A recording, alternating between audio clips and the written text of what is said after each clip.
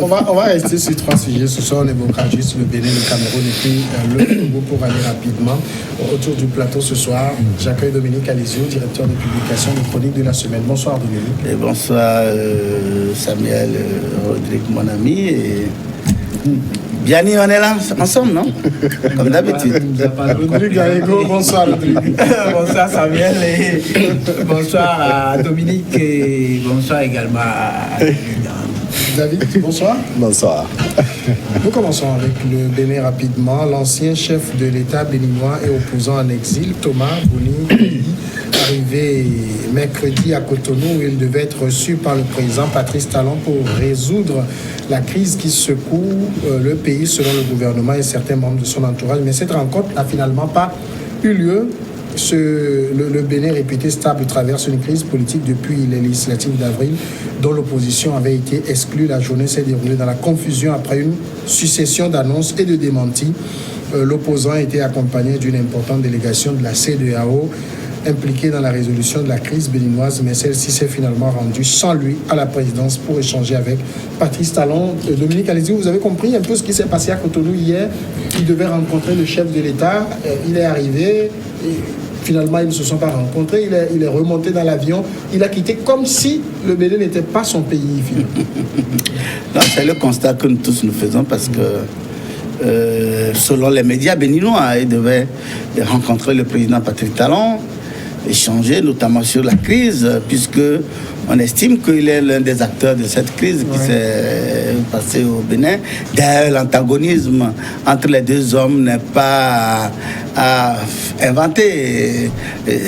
Tout le monde sait que les deux ne s'aiment pas du tout et pourtant il n'y a pas dans un passé récent ils étaient de bons alliés parce que selon certaines sources pour que Yahi Boni vienne prendre le pouvoir c'était sous vraiment l'intelligence de Patrick Talon. Effectivement, quand il est venu, Patrick Talon était l'homme à tout faire, l'homme le plus puissant.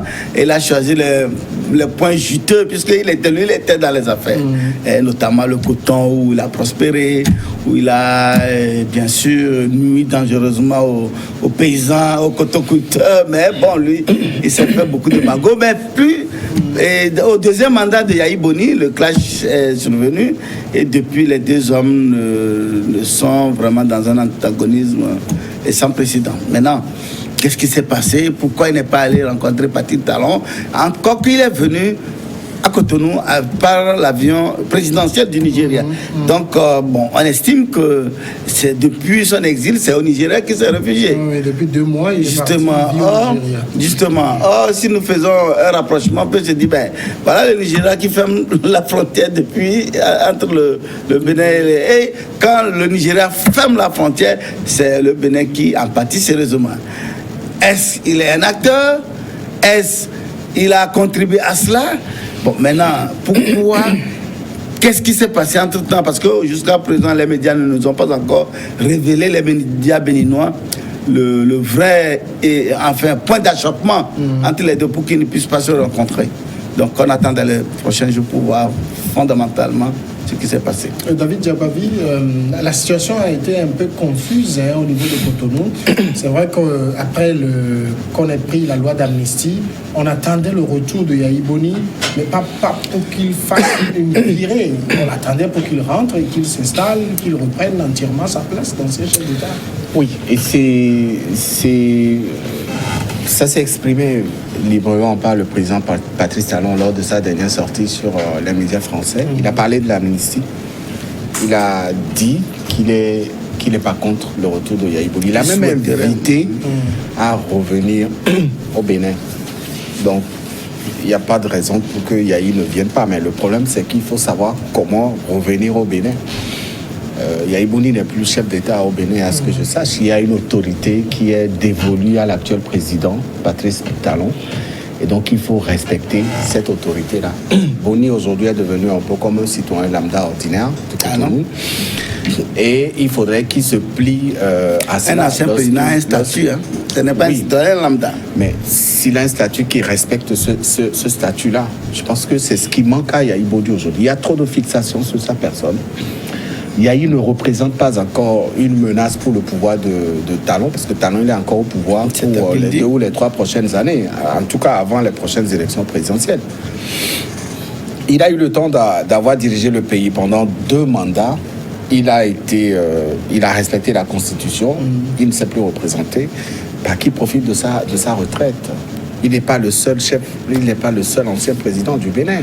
Il y en a qui étaient passés avant lui, mais ils ne font pas autant de bruit. Le problème ici, c'est la défiance que Yahi Boni semble faire à l'endroit de l'autorité du président Patrice Talon. Et quand vous connaissez un peu le problème qu'il y a, le conflit qu'il y a aujourd'hui entre le Nigeria et le Bénin avec la fermeture des frontières, très vite, vous allez faire le rapprochement. Yahi, il a choisi d'aller s'exiler de lui-même au Nigeria. Personne ne l'a forcé. Il a été séquestré pendant des jours à sa résidence. Pour des besoins d'enquête. Et après, il a demandé à partir. Il est parti se faire soigner en France, mais il n'est plus revenu au Nigeria. Il choisit de venir rester auprès d'un pays limitrophe qui choisit de fermer ses frontières. Donc, Patrice Talon ne pourra jamais voir cela d'un bon oeil.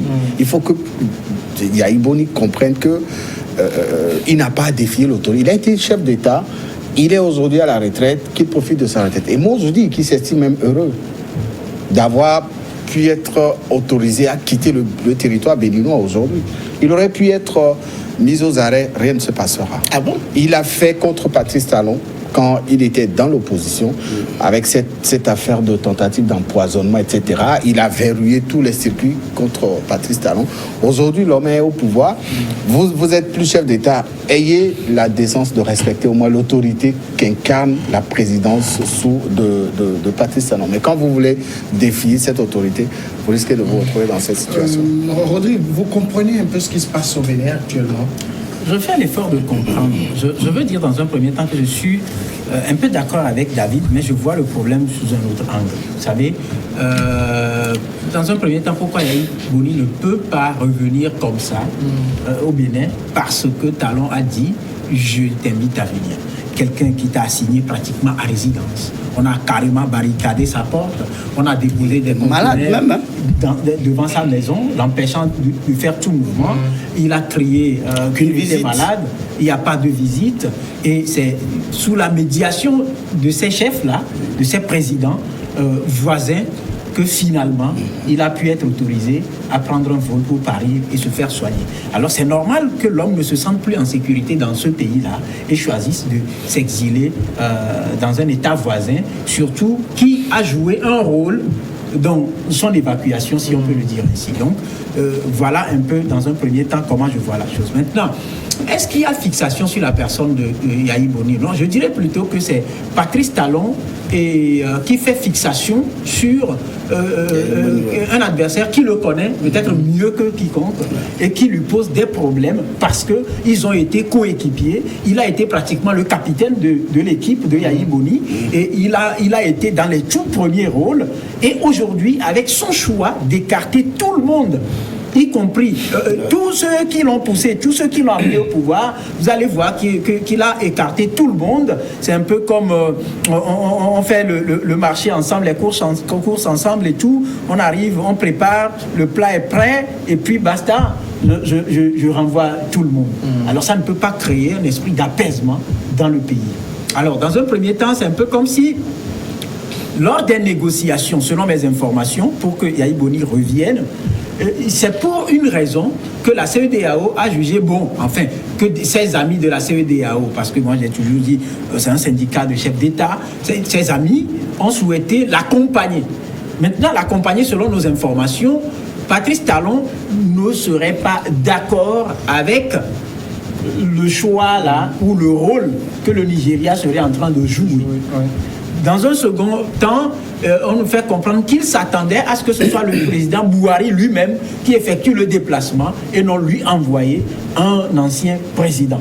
Il n'était pas du tout d'accord avec. Et donc, selon les informations, il y aurait eu des échanges assez houleuses. Et donc, c'est ce qui d'ailleurs aurait poussé l'homme, lui-même l'ancien président, à quitter avec Yahi Boni le sol béninois sans passer. Donc ça n'a pas été vraiment gain. Alors, ce qu'il faut peut-être lire dans cette situation, c'est dans un premier temps, quand on dit qu'il est important de ne pas aller à la chasse aux sorcières, c'est important. C'est important parce que ça contribue à l'apaisement. Un second point, oui, Yahi Boni respecte son statut d'ancien chef d'État. Oui, Patrice Talon ne peut pas prendre le Bénin comme sa propriété privée. Moi, c'est ce que je dis, parce que la plupart des chefs d'État, ce comportement-là, ils doivent comprendre qu'il faut commencer par mettre l'intérêt du peuple au centre de toute initiative. En même temps, Dominique, il s'agit d'une rencontre entre deux chefs d'État, même s'il est ancien, c'est comme ça on les appelle, et on suppose que des discussions ont eu lieu en amont. Tout a été ficelé, parce que moi je veux rappeler ce que disait le ministre Orunla. Il dit le président a exprimé son souhait de voir revenir notre ancien président, que rien n'a contraire à l'exil. Et c'est tout à fait naturellement qu'il le recevra à sa demande. Et il a évoqué une rencontre festive. Donc ça veut dire, au dernier moment, peut-être une fois sur le sol béninois, quelque chose s'est passé. Oui, vous savez, Patrick Talon, pour nous qui ne sommes pas au Bénin, mais qui suivons l'actualité, il dit quelque chose, il dit souvent des choses et il fait le contraire. Parce que lorsque vous prenez les rencontres qu'il a eues avec les leaders politiques avant les législatives, il leur avait promis, bon, voilà, lui va essayer de voir ce qu'il y a lieu de faire pour permettre à toute la classe politique de participer à ces élections, notamment lorsqu'il s'est agi de la délivrance du certificat de conformité, dont seul le ministre de l'administration territoriale connaissait le contour de ce fameux certificat. Mais au finish, on n'a pas vu ça. C'est-à-dire, au finish, on les a empêchés. Donc, j'ai l'impression que il fait peut-être semblant, il a joué, il a peut-être fait semblant. Et finalement, il se dit, mais c'est comme s'il se met beaucoup plus en exergue que lui. C'est-à-dire, Yahi Boni se met plus en exergue que lui, Patrick Talon. Parce que, pour qui connaît l'ancien président de la transition nigérienne, Aboubakar Salami, il n'est pas n'importe qui. Au Nigeria, il est très respecté. Et dans la sous-région, même en Afrique, souvent, lorsqu'il conduit une mission, il est vraiment respecté et tout le monde, a un véritable respect pour lui. Alors, si c'est lui qui a amené Yahi Boni, pourquoi subitement Yahi Boni refuse ou Patrick Talon refuse de le rejoindre? Entre les deux, on ne sait pas si qui a dit à l'autre, si c'est Yahi qui a refusé d'aller ou c'est Patrick qui a refusé d'échanger avec lui. Mais je voudrais rappeler à mon confrère Biani que lorsque Yahi Boni est venu au pouvoir, il n'a jamais empêché un petit parti, ne serait qu'un minuscule parti, de participer aux élections. Il n'a jamais créé des conditions pour empêcher l'opposition à lui, Yahi Boni, de participer aux élections. Oh, c'est la première fois que cela s'est passé au Bénin. Que le Patrick Talon crée un fameux certificat de conformité, dont plus tard on a découvert que même la liste qui a été acceptée, ces listes-là comportaient, leur dossier comportait des erreurs, des manquements. Mais ça passait comme une lettre à la poste. Maintenant, pour l'opposition, pas question. Et il fabrique une assemblée pour la première fois au Bénin, depuis le processus démocratique, totalement acquis à lui. Mais le comble dans ça, c'est que Yahi respectait les anciens présidents, notamment Youssoupho Soglo. Il était maire de Cotonou et feu général Kérékou. Mais Yahi Boni est allé loin, jusqu'à aller bloquer la maison actuellement de Kérékou, de ce monument que tout Béninois respecte. Patrice Talon, justement. Il est allé loin. Moi, je dis c'est aller vraiment très loin pour ce monument, pour cet homme qui a marqué l'histoire béninoise. Mais qu'il n'a pas il se dit que rien ne peut l'arrêter, quoi. Il est libre de faire ce qu'il fait. Et quand il se décide, il le fait et il fonce. Aujourd'hui, là, pour une fois, le Bénin est en crise. Pourquoi? Est-ce que vous n'avez pas aussi l'impression que Yahi Boni ne joue pas à l'apaisement? Bon, comment Yahi Boni peut jouer à l'apaisement dès lors qu'il a été séquestré chez lui pendant plus de... C'est un temps passé aussi. Attention, il faut faire très attention. Parce que s'il respectait les anciens chefs de l'État, comme Yahi Boni avait respecté ses prédécesseurs, mais on accuserait Yahi Boni, pourquoi on te respecte et puis tu te comportes ainsi. Mais ici, systématiquement, parce que vous savez, et Patrick Talon a vu que s'il lui laissait le jeu ouvert à tous les partis, la FCBE, la force Cori émergente, pour un Bénin émergent, de risquer d'avoir une majorité à l'Assemblée, l'empêcher de dérouler son nom. Enfin, demande et tu. Moi, j'ai eu à échanger avec beaucoup de journalistes. On a peur de personne. S'il n'avait pas peur de X et de Y, mais il allait laisser le jeu ouvert. Et qu'aujourd'hui, on ne parlerait jamais d'une crise au Bénin. Puisque si les élections législatives se sont déroulées dans les conditions où tout le monde, contrairement au Togo où on a supplié l'opposition d'aller. Bon, non, c'est important. Il faut que les Togolais puissent savoir qu'au Togo, les dirigeants sont bons et ils respectent l'opposition. Est-ce que vous avez le sentiment que c'est Yahi Boni qui bloque ou c'est Talon qui... parce qu'il y a un proche de Yahi Boni qui dit Boni n'est pas allé à la rencontre du président parce qu'il est convaincu que sa principale doléance, qui est la reprise des élections législatives, ne sera pas prise en compte. On connaît Talon pour ça. Il vous fait croire que bon, il va accéder à votre revendication et après rien ne pointe à l'horizon.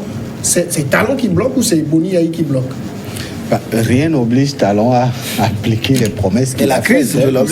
Nous sommes sur un terrain politique. Je pense que lorsque vous faites des promesses à vos adversaires politiques et que vous estimez, et que les adversaires politiques s'attendent à ce que le tapis rouge leur soit déroulé, c'est quand même assez extraordinaire. Il ne faut pas aller sur ce terrain. C'est des promesses qui ont été faites. Maintenant, dans quelles conditions ces promesses ont été faites?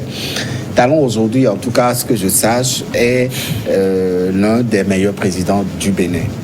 C'est quelqu'un qui est venu avec un programme. Aujourd'hui, il est peut-être incompris, hein, mais demain, tout le monde lui donnera raison. Alors, qui pose des problèmes? Aujourd'hui, il y a quand même une autorité qui est incarnée par Talon. C'est normal. C'est lui le président. En tant que président de la République. Ouais. En face, il a un ancien président. Qui n'est pas anciens présidents. Qui n'est pas le seul. Il y a Nissé Fassogro qui est sur la liste. Boni, aujourd'hui, a cette envie de s'attirer toutes les attentions. Pendant les 2 mandats qu'il a incarnés, je pense qu'il lui est peut-être resté des choses, des souvenirs qu'il a peut-être gardés et qu'il voudra en profiter encore. Et donc, ça fait qu'il dépasse certaines limites. Lorsque vous avez un président de la République, enfin, moi, quand on parle de séquestration de Boni dans sa résidence, je dis non. Il y a une crise qui a mis tout le Bénin en ébullition. Les enquêtes ont été diligentées. Il fallait véritablement mener les enquêtes pour trouver les responsables de cette situation qui a failli plonger le Bénin dans le chaos. Il faut pas l'oublier. Alors, Yahi Boni, c'est un citoyen lambda, un peu comme tout Béninois. Et donc, s'il faut aller vers lui pour mener des enquêtes, il faut aller vers lui. Non, il fait une mauvaise lecture. Il n'est pas un citoyen lambda comme un... Non, quel que soit son vraiment un bon diagnostic. Dominique, quel que soit son statut d'ancien président, je pense quand même qu'aujourd'hui, lorsque vous n'êtes plus au pouvoir, vous devenez opposant à celui qui est au pouvoir. C'est le cas de Yahi Boni aujourd'hui. Mais cette lutte de l'opposition, il faut savoir la mener. Lorsque Boni était au pouvoir, moi je me rappelle très bien, il n'a jamais fait séquestrer Talon, mais il a voulu l'empoisonner. Ce n'est pas moi qui l'invente. Hein? C'est Boyani qui voulait empoisonner Patrick Talon. C'est la catastrophe. Et il n'a pas séquestré Talon. Mais on a vu un peu le problème que Boni avait créé. Et Talon avait voulu l'empoisonner. Non. Est-ce que cette affaire est arrivée à terme? Mais on n'a jamais eu de juge. Après, il y a même un juge. Le juge qui a laissé, qui a libéré, qui a élargi Talon, a bien expliqué que cette histoire est vraie. Plus tard, dans un livre, il a travers le pays. Non, mais dans un livre, quand même, le livre n'est pas une représentation judiciaire. Il faut que il faut que les preuves soient apportées. Donc on a vu un peu comment Boni avait mené la vie dure à Talon. Tout le monde le sait. On sait ce qui s'est passé. Maintenant que le monsieur est arrivé au pouvoir, celui qui était devenu l'ancien président tente d'affronter l'autorité. Moi, c'est de ça que je parle. On parle d'autorité qui est incarnée par un président de la République. Lorsque vous êtes au pouvoir, vous avez tous les pouvoirs à votre disposition. C'est ce que Boni semble oublier. Et c'est ce qui fait aujourd'hui la force de Talon. Talon n'a aucune envie de faire basculer le Bénin dans la violence ou de créer des problèmes pour bloquer le développement de ce pays. Non, il est venu pour un mandat, il va l'assumer et à la fin, les Béninois vont juger. Je ne sais pas s'il est vraiment sérieux. Parce que s'il est sérieux, il ne peut pas dire que Yahi veut empêcher Talon, alors que Talon est au pouvoir. Dans ce pays, on a vu que c'est Talon qui a empêché Yahi, les autres partis, pas seulement le parti de Yahi Boni seul. Tous les autres partis, y compris même son allié André Oupéji, le PRD. Il les a tous empêchés d'aller aux élections. On le voit clairement dans cette feuilleton Talon, Boni Yahi. Le Nigeria joue un rôle quand même. Donc, est-ce que le Nigeria joue un rôle? Je ne saurais le dire, je ne peux rien affirmer. Mais à bien analyser la chose, je dirais que c'est peut-être une sorte de coïncidence. Une sorte de coïncidence parce que au début, vous savez, le choix par exemple de Patrice Talon d'écarter tous ces hommes d'affaires qui étaient hier ses amis, notamment Sébastien Javon, qui est parti et qui a vu ses affaires un peu en débandade, c'est une perte économique énorme pour le Nigeria. Il a été trafiquant de drogue, c'est ce qu'on a. Vous savez, c'est ce que les gens disent. C'est ce qui a été dit. J'espère que les Béninois te suivent.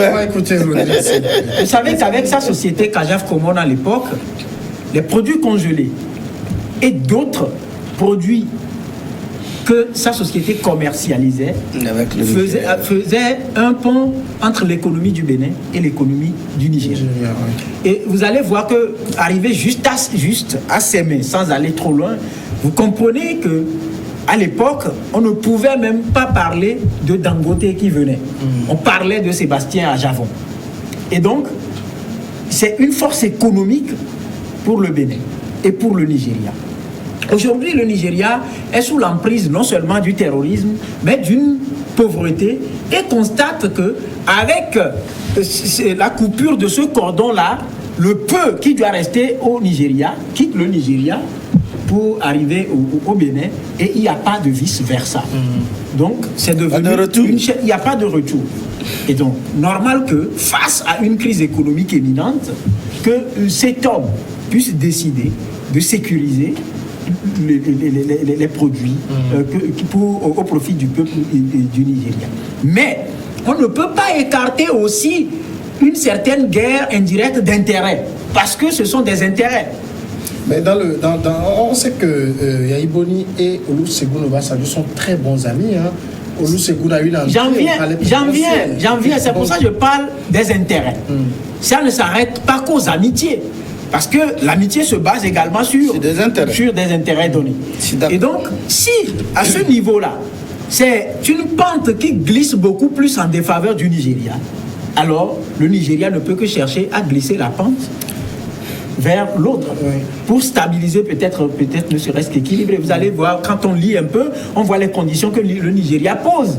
D'abord avant de rouvrir les frontières. Et figurez-vous que la perte se situe à quel niveau? Aujourd'hui, tous les camions qui transportent les ciments Dangote n'arrivent plus à passer au Bénin. Et Yahi n'est pas loin. Yahi n'est pas loin de cette décision de fermeture de frontières. C'est un risque également énorme. Yahi n'est pas trop loin. Ça voudra dire que c'est un risque également énorme que le Nigeria prend. Alors, c'est au profit de qui? Pas au profit quand même du Bénin. C'est en défaveur du Nigeria. Donc, je voudrais juste demander aux Béninois, comme nous sommes vers la fin, pour dire que la frontière n'est pas seulement fermée au Bénin. Il y a le Niger. Il y a le Niger également. Le Tchad également. Bon, si on a supposé que Yahi Boni a pu, par rapport à ses entrées au palais nigérien, influer cette décision. Aussi pour le Niger. Alors le Niger aussi se plaint parce que le Niger également a subi une perte sèche. Ni le Niger ni le Tchad ne se plaignent pas autant. Non, le Niger se plaint. Comme le Niger se plaint, mais c'est vrai que c'est le Bénin qui souffre de plus. Voilà, les pertes à gagner ça c'est clair. Conséquentes. Donc nous ne pouvons pas dire. Donc les gens ont vu la main de Yahi dans la... Oui, mais Yahi aussi empêche le Niger et le Tchad de commercer également avec les Nigériens. Mais malheureusement, Bouhari était revenu à ça. Alors Yahi doit se sentir très puissant. S'il a pu influencer ce puissant voisin, alors là je pense que quelque part Yahi doit se dire, s'estimer très heureux, très puissant. Il faut qu'il se repose et on revient dans une dizaine de minutes.